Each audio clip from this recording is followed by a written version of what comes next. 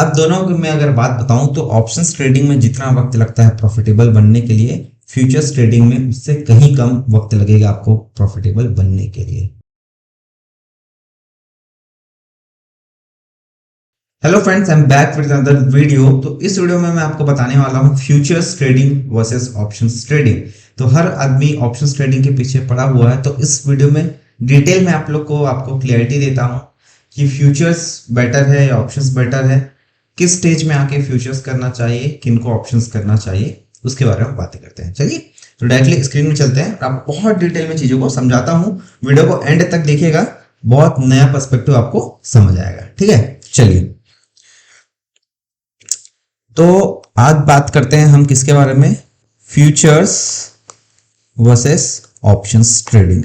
ठीक है, तो कोई भी जो एक इंसान आता है, हमेशा हम फ्यूचर वर्सेस ऑप्शन की बात नहीं करते, फ्यूचर एंड ऑप्शन कहते हैं, एफएनओ कहते हैं। इन दोनों का नाम हमेशा साथ में लिया जाता है। उसका रीजन ये है कि ये दोनों डेरिवेटिव्स हैं। ठीक है, दोनों डेरिवेटिव्स हैं, लेकिन दोनों का जो यूज है वो टोटली डिफरेंट होता है।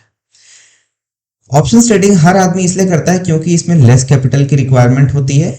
5,000, इवन प्रीमियम अगर बहुत छोटा हो तो 1,000, 2,000, 5,000, 10,000 रुपए में भी ऑप्शंस ट्रेडिंग किया जाता है। लेकिन फ्यूचर्स करने के लिए रिक्वायरमेंट ज्यादा होता है, बड़ा रिक्वायरमेंट होता है। एटलीस्ट हमको 1 लाख रुपए, 2 लाख रुपए, मिनिमम 2 लाख रुपए तो चाहिए ही चाहिए। ये सबसे बड़ी चीज होती है फ्यूचर्स के, जिसकी वजह से कोई फ्यूचर्स के ऊपर ध्यान ही नहीं देता है। ठीक है, जो अपना ऑप्शंस ट्रेडिंग होता है, ये जो भी हमारा मान लीजिए निफ्टी 50 पे अगर हमको देखना है तो हम निफ्टी 50 पे एनालिसिस करते हैं, स्पॉट चार्ट पे एनालिसिस करते हैं, एंड उसके अगेंस्ट कुछ मूवमेंट आता है, उसके कारण ऑप्शंस का प्रीमियम वेरी करता है। तो डायरेक्टली इन्फ्लुएंस मतलब कितना परसेंट चेंज होगा, क्या होगा, उस चीज को रिलेट कर पाना ऑप्शंस में डिफिकल्ट है, क्योंकि यहाँ पे ऑप्शंस ग्रीक वगैरह की चीजें आ जाती है। लेकिन फ्यूचर्स में ये एक बेनिफिट होता है कि अगर हम डायरेक्टली निफ्टी 50 या कोई सा भी स्टॉक का एनालिसिस कर रहे हैं तो सिर्फ उसी चार्ट को देखकर हम डायरेक्टली फ्यूचर्स में ट्रेड कर सकते हैं। उसके अलावा हमें और भी कोई चीज देखने की जरूरत नहीं होती है। लेकिन ऑप्शंस में ऐसा नहीं है। ऑप्शंस में चार्ट देखने के अलावा हमको ग्रीक्स हो गया, ऐसे बहुत सारी चीजों को देखना होता है, जबकि फ्यूचर्स ट्रेड करने के लिए हमको सिर्फ स्पॉट चार्ट देखना होता है, चाहे वो निफ्टी इंडेक्स का हो, बैंक निफ्टी हो, या फिर किसी भी स्टॉक। ठीक है,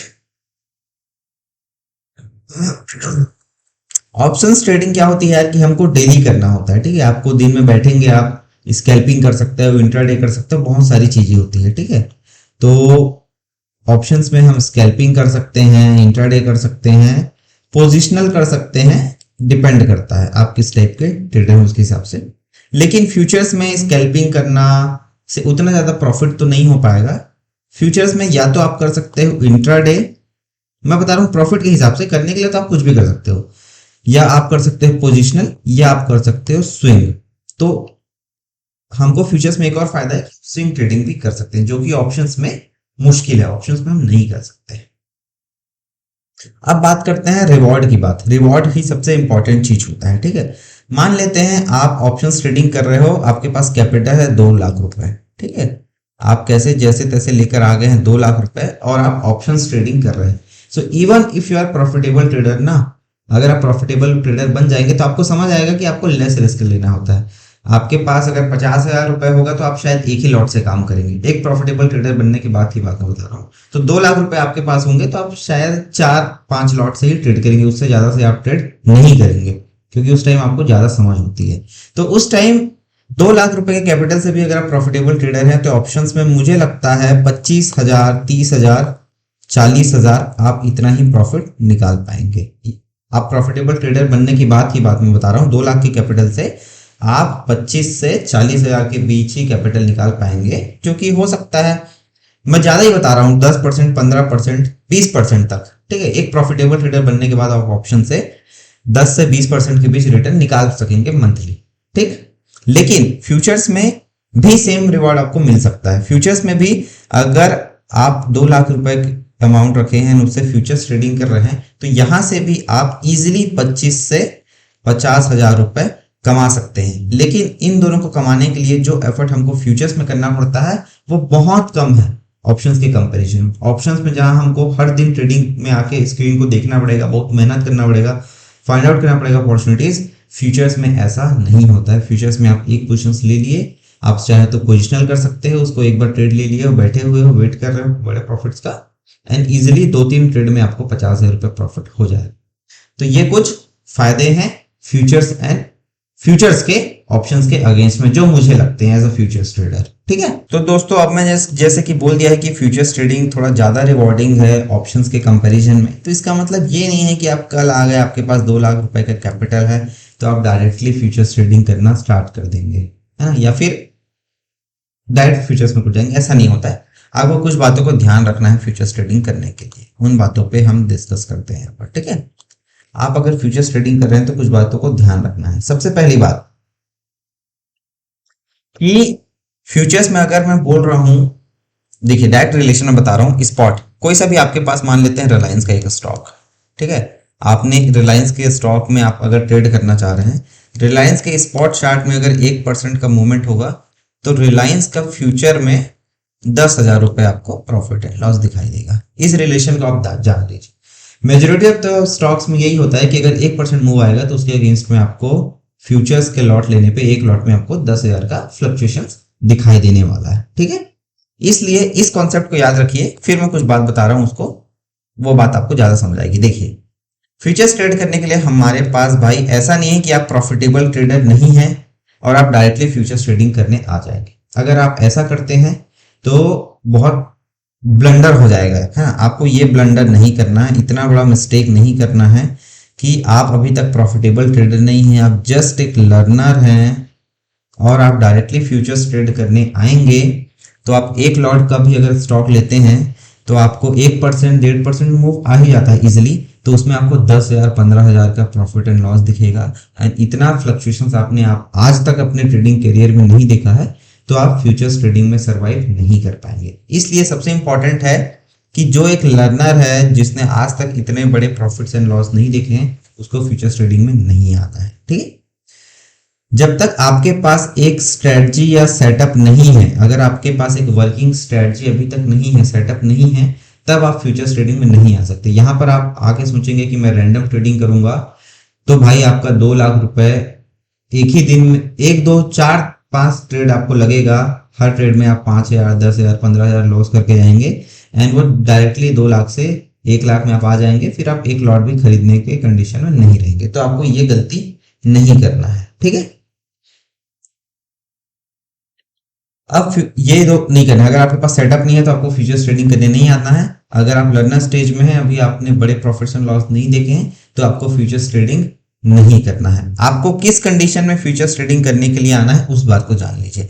अगर आपने कैश मार्केट में स्विंग ट्रेडिंग कर रखा है, ठीक है, कई लोग होते हैं ना कि भाई आपके पास मान लीजिए 50,000 1 लाख रुपए रहा होगा, आप उतना से डायरेक्ट स्टॉक्स को कैश में बाय कर रहे थे, कुछ ना कुछ चीजें देखकर ही बाय किए होंगे, ऐसा तो नहीं कि रैंडमली जो मन आया उसमें बाय कर लिए होंगे, कुछ ना कुछ चीजें देखकर बाय किए होंगे। अगर आप उस कंडीशन में हैं, यहां से आप प्रॉफिट निकाल चुके हैं स्विंग ट्रेडिंग करके, है ना, अच्छे खासे नंबर ऑफ ट्रेड लेने के बाद, उस कंडीशन में आपके पास और अगर कैपिटल है तब आप फ्यूचर्स ट्रेडिंग में आ सकते हैं। ये एक है। दूसरा चीज सबसे इंपॉर्टेंट फ्यूचर्स ट्रेडिंग का होता है लेवरेज। हम फ्यूचर्स ट्रेडिंग लेवरेज के लिए यूज करते हैं, क्योंकि यार अगर आपके पास 1 लाख रुपए का कैश पड़ा हुआ है, अगर आप उससे एक स्टॉक खरीद रहे हैं 1 लाख रुपए का, अगर 10% भी रिटर्न निकाल रहे हैं एक मंथ में तो आपको 10,000 का प्रॉफिट होता है, ओनली 10,000 रुपीज। लेकिन अगर आप 10% प्रॉफिट निकालने की कंडीशन में है, इट मीन्स आपको कुछ ना कुछ तो ट्रेडिंग आती है। उस कंडीशन में हम फ्यूचर्स का लेवरेज यूज कर सकते हैं एंड 10% नहीं, हमको सिर्फ 3 से 4% रिटर्न निकालना होगा एक मंथ में किसी पर्टिकुलर स्पॉट में, एंड उसके अगेंस्ट आपको 30 से 40,000 रुपए मिल जाएंगे फ्यूचर्स ट्रेडिंग में। ठीक है, तो जिसको कैश स्विंग में प्रॉफिटेबल है वो सिर्फ लेवरेज का इस्तेमाल करने के लिए फ्यूचर्स में ट्रेड कर सकता है। ठीक है, इतनी चीज आपको क्लियर हो गई। फ्यूचर्स वर्सेस ऑप्शंस क्लियर हो गया, फ्यूचर्स किसको नहीं करना है किसको करना है ये क्लियर हो गया। अब जो फ्यूचर्स ट्रेड अगर कोई स्टार्ट करता है ना, उसको कुछ इंपॉर्टेंट बातें मैं बता देता हूं जो बहुत इंपॉर्टेंट है। ठीक है, अब मैंने बता दिया कि भाई फ्यूचर्स एंड ऑप्शंस में क्या डिफरेंस है, ऑप्शंस किसको करना है तो नहीं बताया, फ्यूचर्स किसको करना है ये बताया है। अब जो भी फ्यूचर्स अगर कोई ट्रेड करेगा तो उसको इन बातों को ध्यान रखना है, वो मैं बता रहा हूं। देखो यार, फ्यूचर्स अगर मैं बोल रहा हूं तो फ्यूचर्स भी एक प्रकार का डेरिवेटिव है, ठीक है। तो किसी भी मोमेंट पे फ्यूचर्स के 3 कॉन्ट्रैक्ट होते हैं, फ्यूचर्स के 3 कॉन्ट्रैक्ट होते हैं। जैसे कि अभी कौन सा जून मंथ चल रहा है, तो आज के डेट पे अगर आप फ्यूचर्स के कॉन्ट्रैक्ट देखोगे किसी भी ऑप्शंस का इंडेक्स का, जून, जुलाई, अगस्त, ये 3 महीने का आपको फ्यूचर्स के कॉन्ट्रैक्ट दिखाई देंगे किसी भी स्टॉक के, ठीक है, या फिर इंडाइसेस का।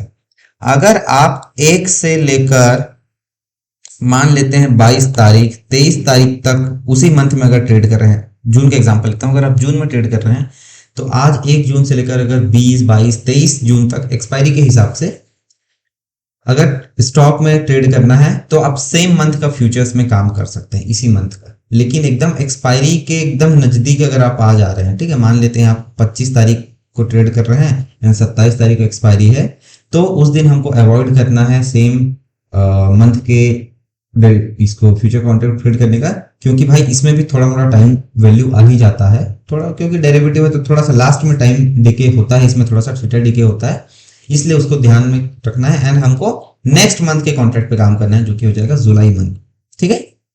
तो फिर जुलाई मंथ में आप किस कंडीशन में ट्रेड करेंगे, 25 जून से आप स्टार्ट कर देंगे जुलाई मंथ का ट्रेड करने के लिए, कब तक, 25 जुलाई तक। समझ पा रहे हैं मैं क्या बोलना चाह रहा हूं। और आपको अगस्त मंथ का फ्यूचर्स तो कभी ट्रेड करना ही नहीं करना है। अगर आप जून मंथ में है तो नेक्स्ट वाला कॉन्ट्रैक्ट आपको कभी ट्रेड नहीं करना है, होता है वो हाईली इलिक्विड है। आप स्टॉक में अगर गलती से एंट्री भी हो गई किसी फ्यूचर्स में के लॉट में, आप एग्जिट नहीं कर पाएंगे। आप नेक्स्ट मंथ में जा सकते हैं, लेकिन नेक्स्ट मंथ में भी लिक्विडिटी का इशू होता है। आपका जो फ्यूचर्स अगर आप चार्ट देखेंगे तो आपको ऐसे दिखाई देगा, मतलब ट्रेड ही नहीं हो रहा है, ट्रेड ही नहीं हो रहा है, ऐसे होगा, ऐसे ऐसे दिखाई देगा। इसलिए हमको इस चीज को अवॉइड करना है। हमको ट्राई करना है कि हम सेम मंथ का काम करें, ठीक है, हम सेम मंथ का फ्यूचर्स ऑप्शंस लें, ज्यादा मोस्ट केसेस में ये लेंगे। एंड बस किस एकदम मंथ एंड पे आप आ रहे हैं, 4-5 दिन बचे हुए हैं एक्सपायरीज को, उस केस में आप नेक्स्ट मंथ का फ्यूचर्स कॉन्ट्रैक्ट खरीदेंगे, ठीक है। ये होता है फ्यूचर्स का क्वेश्चन।